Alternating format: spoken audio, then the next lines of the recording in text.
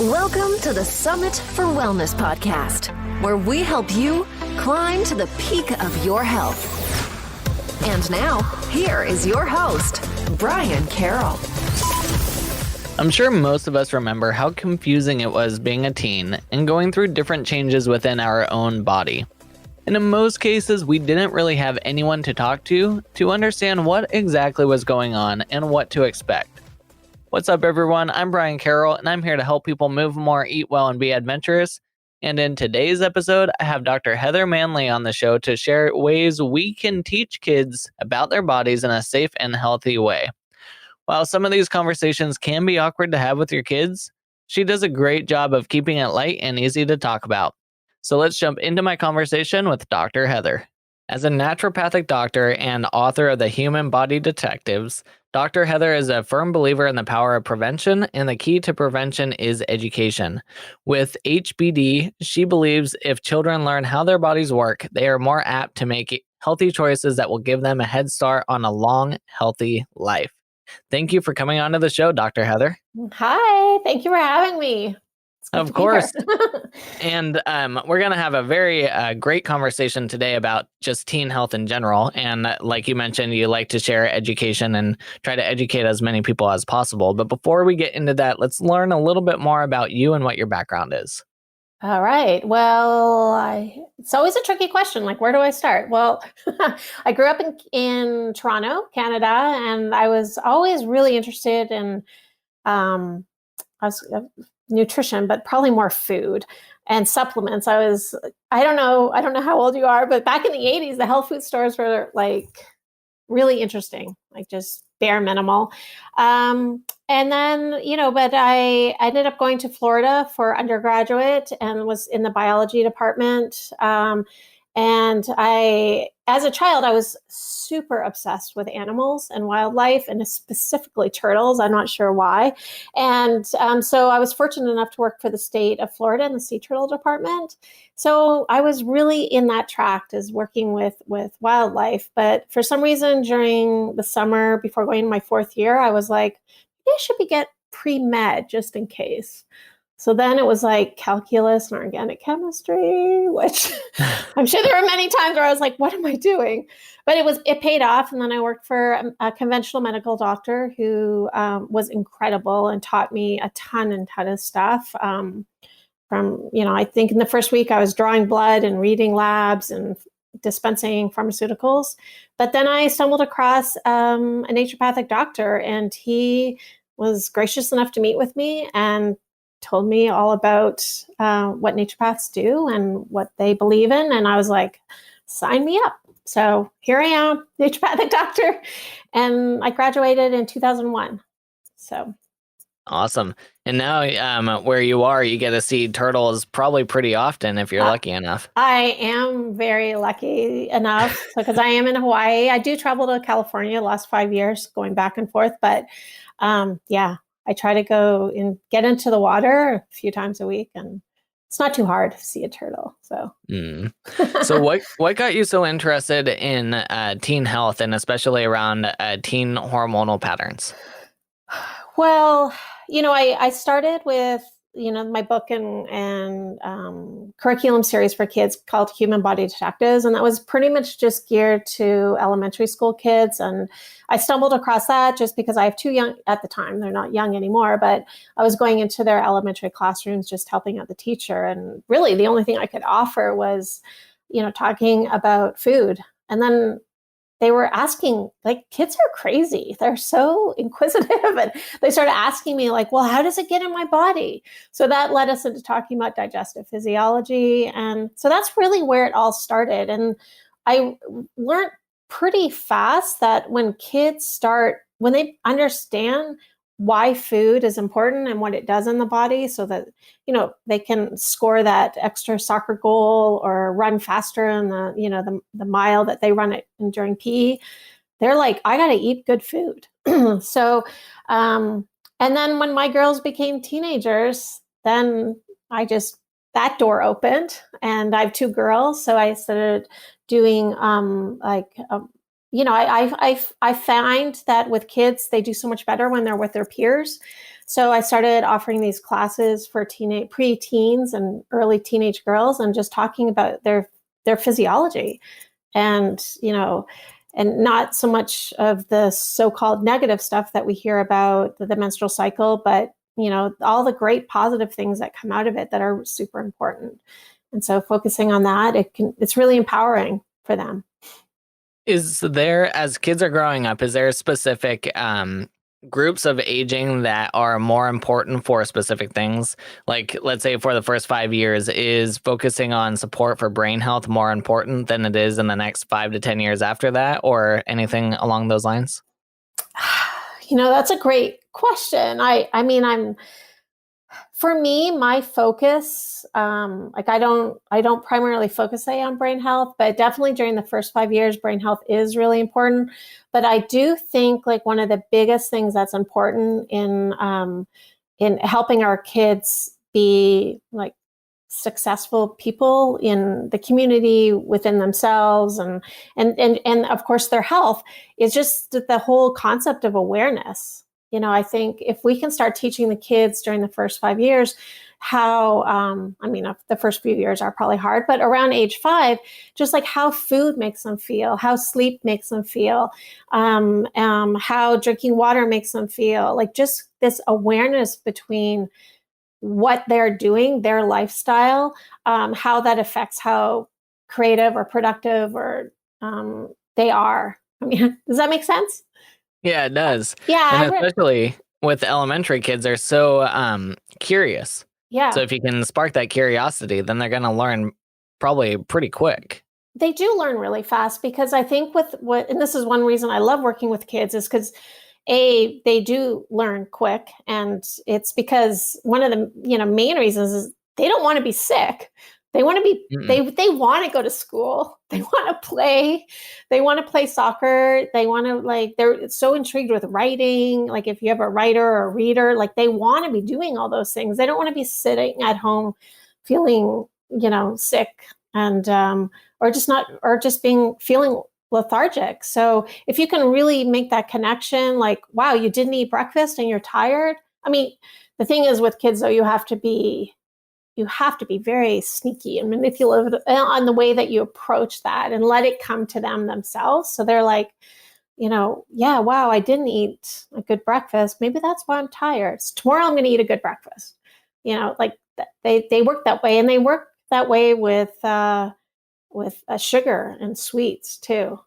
Yep, going back to the education piece. Yeah. And putting the ball in their court. Yes, that is really the key thing. And I think teachers probably get that the best, but I think, parents, it's so hard for us to hold back and not be like, come on, eat your veggies, instead of making them, just putting it into their hands and just being more patient. And I've told the story a few times, but I think it's a perfect example. Is when my older daughter was, I think she was probably around 10 or 11. And it's like she was going out into the world more so with her friends, on her own.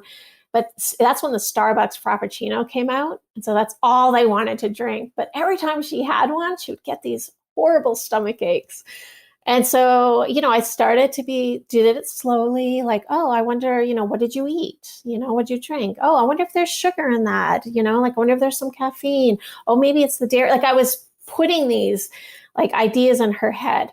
And then I think it was after the third or fourth, she came home. She's like, that's it. I can't eat these anymore. They don't make me feel good. And I was like, yes. So. Yeah, that's great. So as kids are aging, they go through obviously different stages. And one of those big life transitions for them is puberty. And there's a lot that happens during puberty. So between males and females, do they reach puberty at different ages? No, not typically. No, girls are always a little bit faster than the boys. Puberty, the gateway to adolescence, the gateway to being an adult. It varies, and that's a pretty big range. In girls, it's about 8 to 13, boys 9 to 14. Academy the American Academy of Pediatrics says that, if a girl gets, starts puberty before age 8, that's called, it's early puberty, and a boy would be like age 9. So, but I don't know if this is going to lead into anything, but I think like right now, where we're living, the time that we're living in, it's so hard to put in a normal age for puberty. Which makes sense, because it seems like every person in every household, they eat differently. They have different environmental exposures. There's a lot that goes into it, different stress factors, and that could all play into when you start going through these changes as well. I know. Yeah, for sure. Like, I think, like, we think about our food and the environmental, chemicals that are sprayed on our land, and the personal care products, especially with girls. That's such a huge thing too. And I don't work so much with boys, so I might be kind of always going back to the girl thing, but that they're laced with lots of hormones and environmental, like just chemicals in general that can, they're referred to as endocrine disruptors, which can mimic or interfere, and interfere with our hormones. And, our kids are exposed to that so much. So that's a huge part of it. And then again, what you were just saying about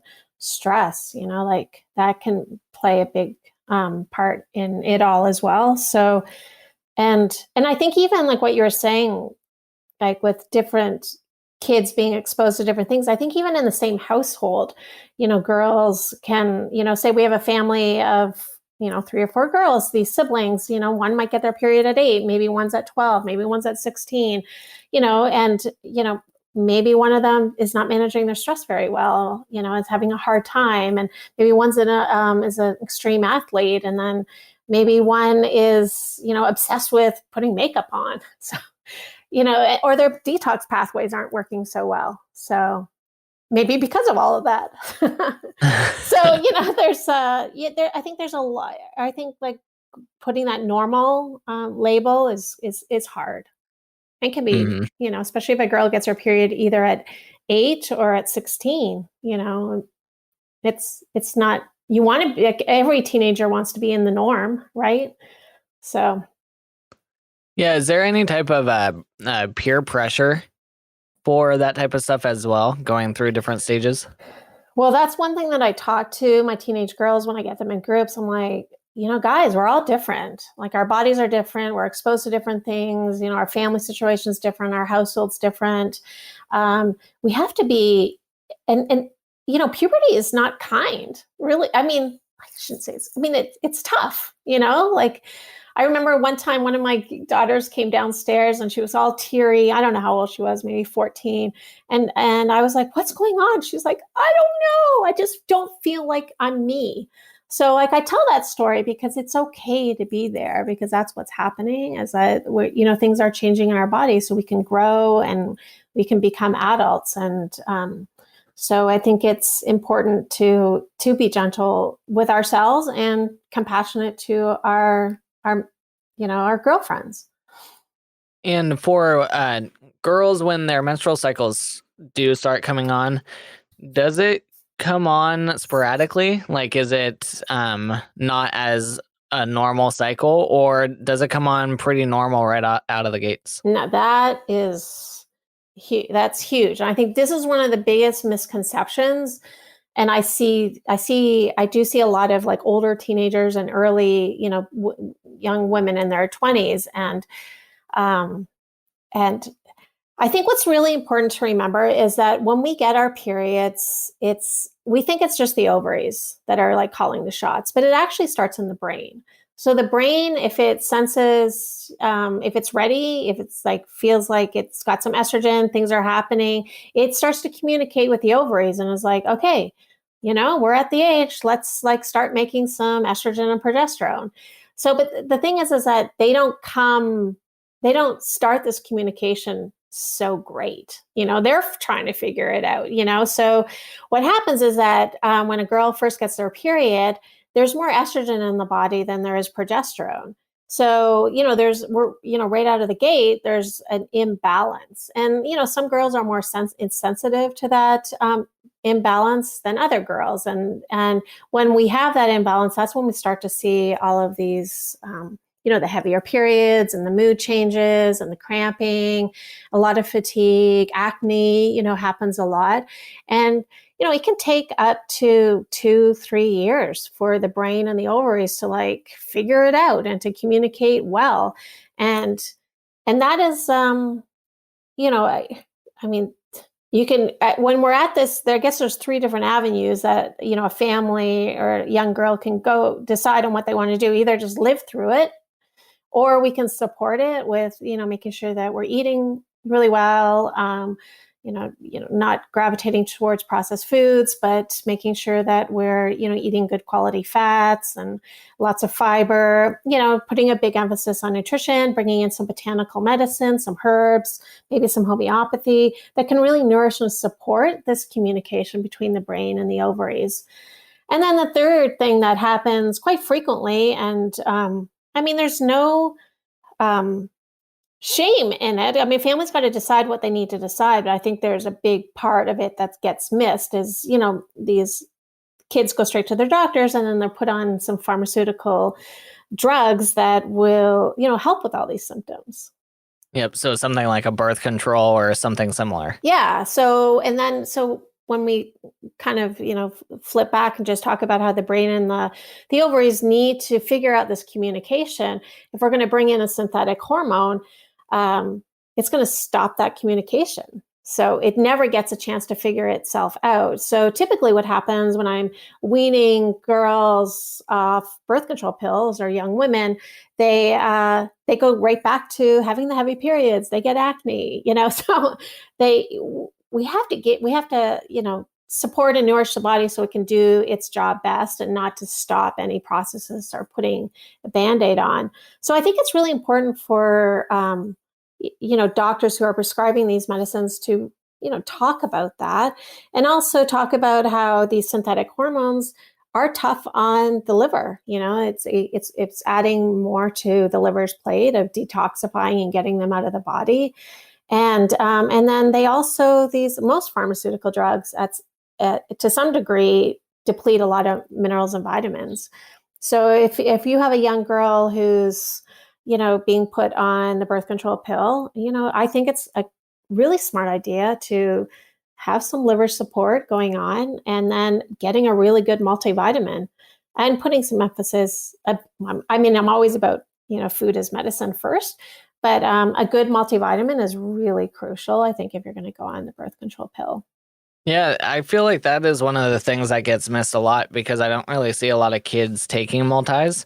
And like you said, when you're taking any type of pharmaceutical, you're going to be stripping some nutrients, and it could be a lot and it could be little depending on what the pharmaceutical is.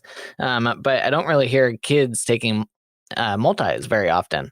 So that's a really interesting point. Yeah, no, I think it is really interesting, and then just understanding that you're cutting off that communication, so it's going to come back, right? Almost always when you get off the birth control pill, you start getting all those original symptoms back. So you're just prolonging it. Yeah. So the longer you're on birth control, could that also be playing into a little bit the issue a lot of people have with fertility that we've been seeing? Well, I never think anything is just one, there's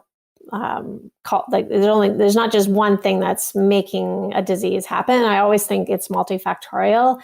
And I do think that if a young woman has been on synthetic hormones most of their lives, and maybe they're not eating very well, and they have they're exposed to a lot of chemicals, whether it's environmental or if it's in their skincare products.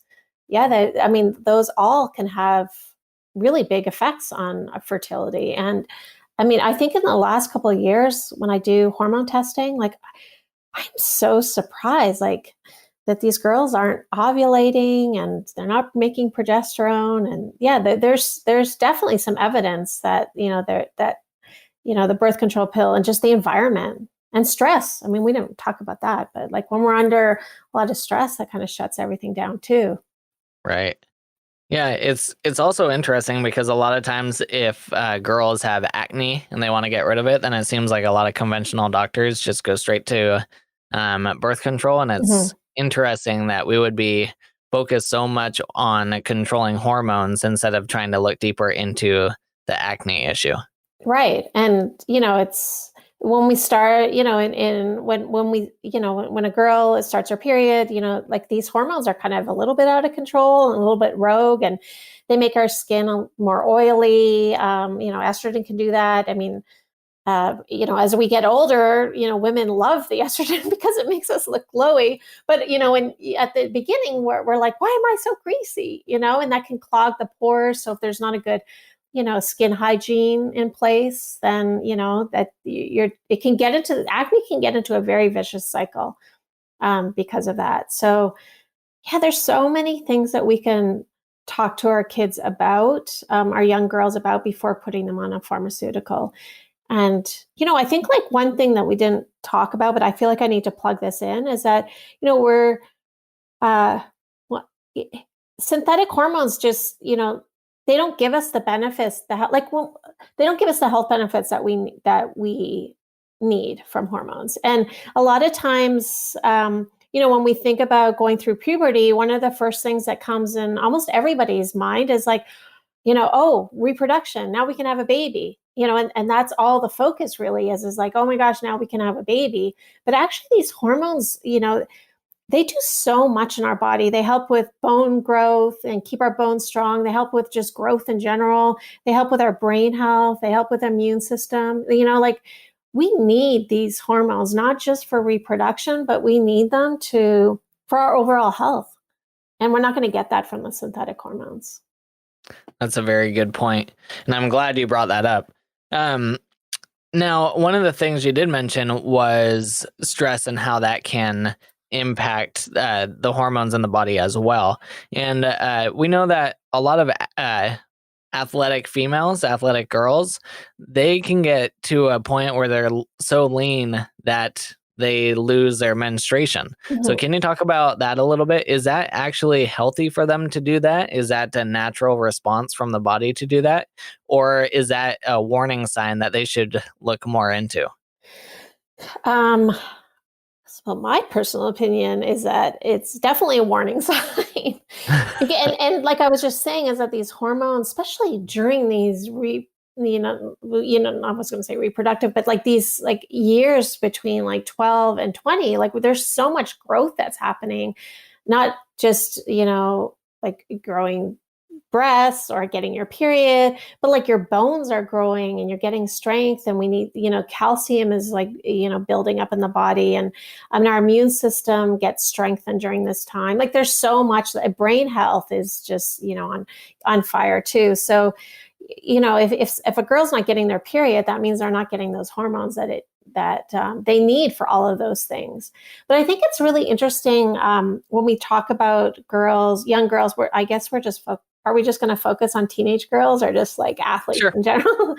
Well, again, like that's such a growth time, so we need to have all of those hormones. But I think there's a few issues that are really need to be talked about more. And, my girls are older now, so I'm not in the school system and I don't really see what's happening with the coaches. But like, I think like these girls are um, working, they're working so hard in school, keeping up with their, schoolwork. And then they're really socializing is really important. And then they're doing this intense exercising. So I think like we can get into a few scenarios with that is like food isn't even on the table. Like it's not even like an issue for them. And that's like a big problem. So they're either going to gravitate towards not such a great meal and lots of processed food and fast food because they're starving and they just want to eat. Or they're just going to forget to eat because they're too tired. So the not being nourished on both ends. Even if you're eating like McDonald's, you're not going to get the nourishment you really need. And then if you're not eating, you're not getting the nourishment either. So I think like, those are really important things that a high school coach needs to be talking to their athletes about. There's also been some books that have come out too to talk about, athletics and athletics for women and different times of the month, Mm, and what, different hormone cycles, what type of training is better and when to back off a little bit. There's more play in the joints and all that type yeah, of stuff. So the time of month when you're more likely to get injured. So I think now we're starting to do a little bit more research on that, because a lot of times most of the research in the past has been on males because their hormones are a little bit easier to track. It's not changing day to right. day, so it's harder to study women than it is men. But yeah, there's just a lot of fascinating information coming out. I'm so happy you brought that up because that kind of goes back to when we were talking about earlier about just that awareness piece and being able to teach, our kids like what's going on the outside that's reflecting on the inside. And when we can, and this is what I, talk to my preteens and teens about all the time, is when we start to understand what happens, like in, say, a typical 28-day period, and which hormones are expressing themselves more than the other hormones, and how you're feeling when those hormones are expressing themselves. And you can really tune into that. I tell my students is, in the second half of, like right after you get your period up into ovulation, we have a lot of estrogen, and testosterone starts to come into the picture. And those two hormones give us so much strength and confidence. We feel really good. So like, if you have like a meet coming up, like if you can schedule, I mean, you can't really schedule it, but if you are in that time period of your menstrual cycle, you're gonna kick some butt on on that trail. You're gonna score some extra goals because you're gonna have the confidence and the strength. So tapping into that can be really beneficial. And even, I tell my kids too, I said, if there's something you need to talk to your parents about, this is a good time to do that because you have more confidence. Or if you have to give a big presentation at school, that's a good time. But then some kids, some women feel a lot stronger during the second phase when there's more progesterone, and, they feel calmer and more centered. And that can also be a time where they're going to excel either, at a school presentation or on the field. So, yeah, I mean, I think there's a tremendous amount of truth there. And we can, the superpowers within the female hormones, we need to put more emphasis there. And instead of talking about the cramping and some PMS symptoms, let's like get our hormones balanced and then use them to their advantage, our advantage. Which also brings up the point too that because the hormones are changing, there could be a time of the month when you have a meet and you don't perform very well. Yeah. And then that could give you a good idea too that, oh, this is because of this, most likely. Yeah. And you don't have to be as hard on Yeah, yourself. that's a really good point too. Yeah. So you can be more compassionate and be with yourself and be gentle with yourself. And, again, if the coach is on top of everything, I mean, again, I'm not on the field, so like I don't know what coaches are trained at, but if we're talking about like their food and what they're eating and like what their menstrual cycle, yeah, then everybody's working together as a team. And there's not, because that's the other big thing, that it's a little bit better now than probably 10 years ago, or definitely when I was, going through puberty. But if it's normal, so let's just talk about it. Yeah, which brings up a good point because a lot of parents feel uncomfortable talking about these topics. Mm-hmm. So how do you give them the confidence to have these conversations and communicate with their kids? Well, I think the most important thing is to start at an early age, because I think kids will dictate a conversation. Like if they feel uncomfortable, they're going to shut it down. Like they're so clever at being able to change turn the page on that discussion and divert it to something else. So as if you could just start, like say you're at I think the dinner table is always really great. Everyone's not looking at each other in the eye. We're looking down at our meals and we're eating. Like there's a lot of other stuff going on. As also in the car is a really good place. Just talk to kids, whether they're 4 or 14. And I think like starting young, like you don't have to go straight into like puberty. You can talk about, I mean, like the big puberty stuff, but like maybe the dad can say, oh, I remember when my voice started changing, like when I was 13, I was becoming, and make it fun. And so that's just going to be the stepping stones, leading up to when they're, 9 or 10 is usually a big time where some of the bigger questions start coming into play. And, but if it's already been talked about, some already baseline puberty stuff, then when they start asking some of the other questions that, can be uncomfortable, when they start, asking questions about sex and like all that kind of stuff. But literally, they will, if you give them too much information, they shut it down. So, and the other big thing is just really listening to your kids too. So let them do most of the talking. And if they have a question, then answer it. That's good advice. Yep.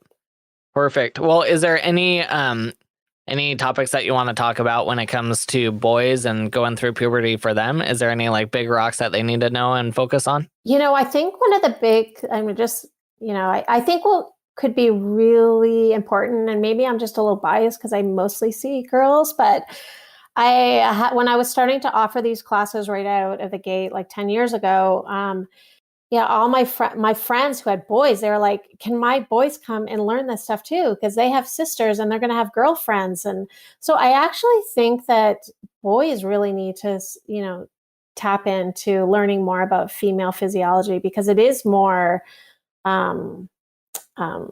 it's not delicate, but it's more, there's a lot more to know than just testosterone.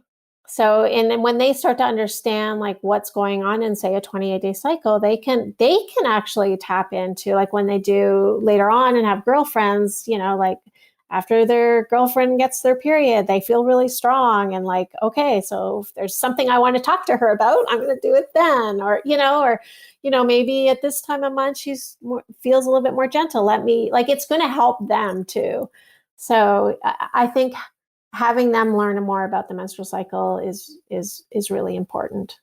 That's interesting, because when I think back when I went through sex ed in the school systems, they usually separated us. The girls would go to one classroom and learn, and then the boys would go to another one. And I can't remember, I'm sure at some point they must have merged it, but for years, you just learned about your own gender, what changes of puberty you're going to expect, and you never learned anything about the other side. Right. And, I think it is really important to be empowered yourself to learn what's happening within your body and what the hormones, are being released and what they're doing. But I think there has to be crossover. So like the girls have to see some of the boy stuff and the boys have to see some of the girl stuff. But it's, it's just so much better. Like the more knowledge and the more awareness just really helps in overall health on both sides. Well, is there any final things you want to touch on when it comes to teen health and puberty? I think, and this is the hardest thing, is like these teenagers, they don't eat so well. So, and, hormones are made from good quality fat. So, I think like as parents, we have to make sure that we're, feeding them good quality fat and introducing good quality fat like nuts and seeds and avocados and olive oil. I mean, you can't control so much of what they're doing outside of the house, but inside the house, the best thing you can do for hormonal health in general is to make sure they're getting good quality fat. Perfect. And is there, can you give a couple examples of what a not good quality fat might be? Fast food probably would be number one. Anything that's in a package, because they're using some oils that aren't as stable and they can actually cause more damage in the body. So, just always trying to get the whole food introduction and avoiding the fast food. I know Perfect. It's so hard, but it's really important. It can make teenage life a lot easier on everyone. Yeah, exactly. Right. A lot of people, they don't realize that how they support their kids can also lessen the battles at Oh, home too. yeah, for sure. And the other thing that, yeah, that's a huge point. That's really, really huge. And yeah. But the other thing that, is that I think a lot of our kids are dehydrated.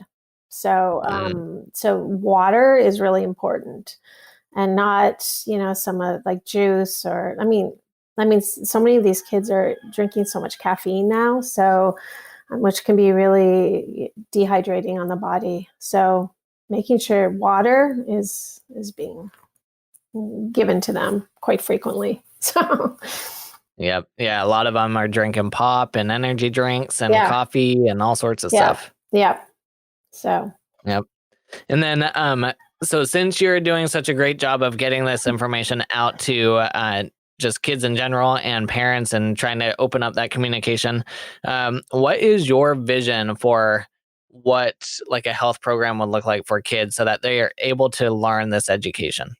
um I'm a really big firm believer in not being like negative and taking things away and introducing that whole awareness piece and really making people come to their own conclusion on how food is making them feel.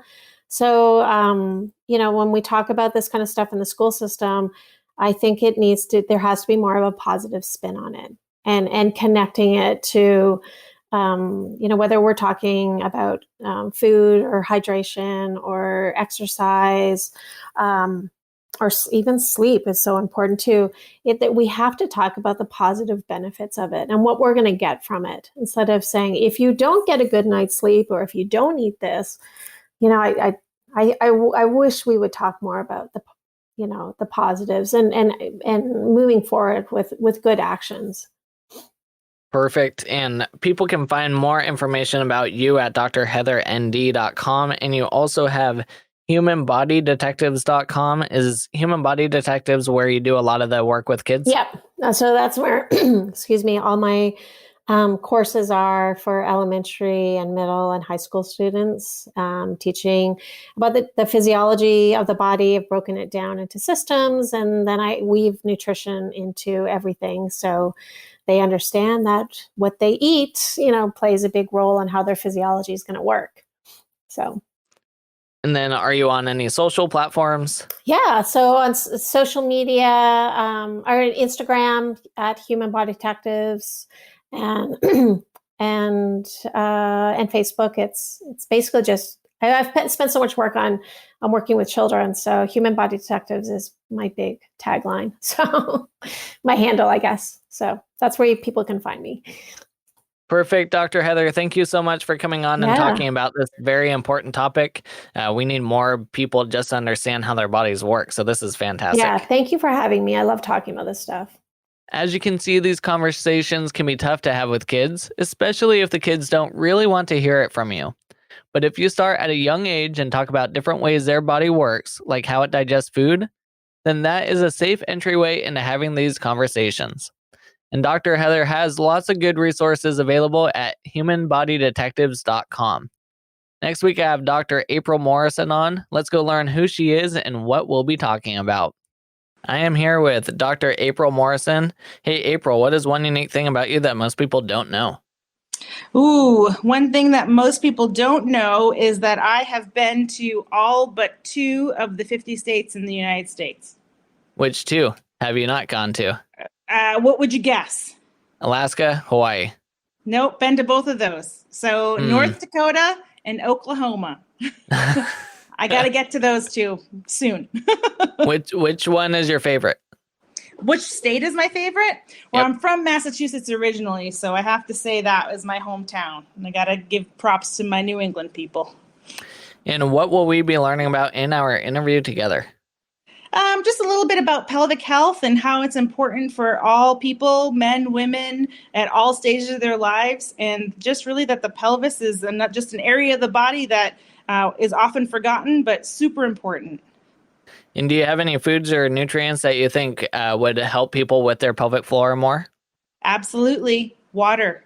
The more water you drink, the better. Really, hydration is the key for everything. So water is your best friend. And what are 3 things that you do daily to improve your own health?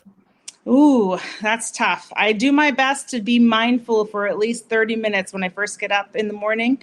I kind of sit and I wouldn't call it meditating because I'm typically thinking about what I'm going to do for the day, but kind of checking in with myself and how I'm feeling. Another thing is I try to do a good stretching routine, especially before I'm working with patients and kind of using my body. And before I go to bed, I try to decompress a little bit. And I either sit and talk with my husband or hang out with my dog for a few minutes and just kind of leave the day behind. So that's something I like to do.